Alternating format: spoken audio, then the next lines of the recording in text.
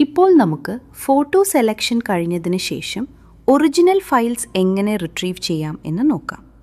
ഇപ്പോൾ നിങ്ങളുടെ അഡ്മിൻ പാനലിൽ സൈഡിൽ നോക്കിയാൽ ഡൗൺലോഡ് എന്നൊരു ഓപ്ഷൻ ഉണ്ടാകും. അത് ക്ലിക്ക് ചെയ്യുക. അതിനുശേഷം താഴേക്ക് സ്ക്രോൾ ചെയ്ത് നിങ്ങൾക്ക് വേണ്ട OS പിക്ക് ചെയ്യുക.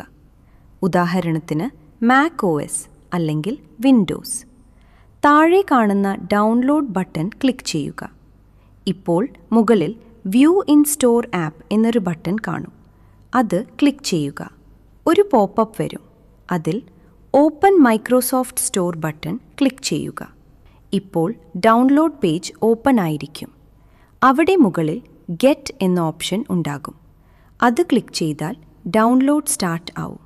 ഇപ്പോൾ exe ഫയൽ ഡൗൺലോഡ് ആയിരിക്കും. അതിനെ ഓപ്പൺ ചെയ്താൽ exe ഫയൽ ഓപ്പൺ ആവും.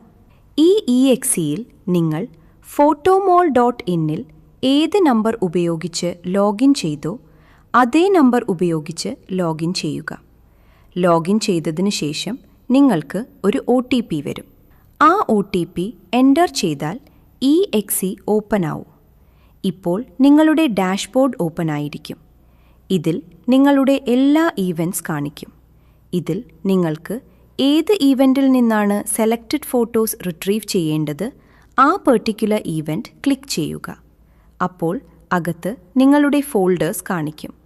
ഉദാഹരണത്തിന് കാൻഡിഡ്, ട്രഡീഷണൽ എന്നിങ്ങനെ നിങ്ങൾ എത്ര ഫോൾഡേഴ്സ് ക്രിയേറ്റ് ചെയ്തിട്ടുണ്ടോ അവയെല്ലാം കാണിക്കും.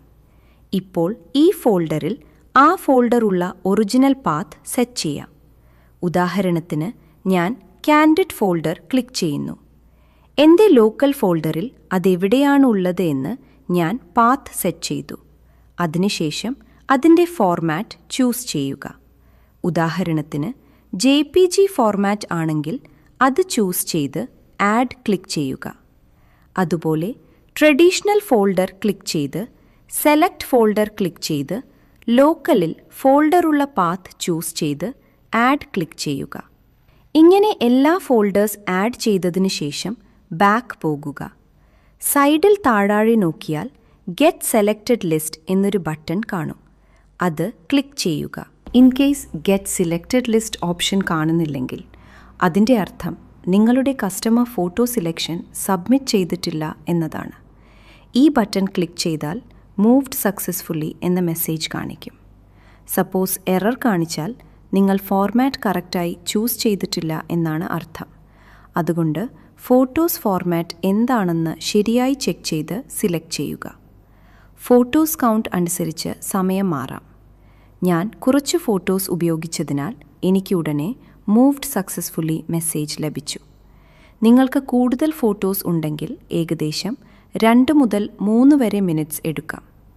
ഇപ്പോൾ നമുക്ക് ഒറിജിനൽ ഫോൾഡർ ഓപ്പൺ ചെയ്ത് നോക്കിയാൽ അവിടെ സിലക്റ്റഡ് എന്ന പേരിൽ ഒരു പുതിയ ഫോൾഡർ ക്രിയേറ്റ് ആയിരിക്കും.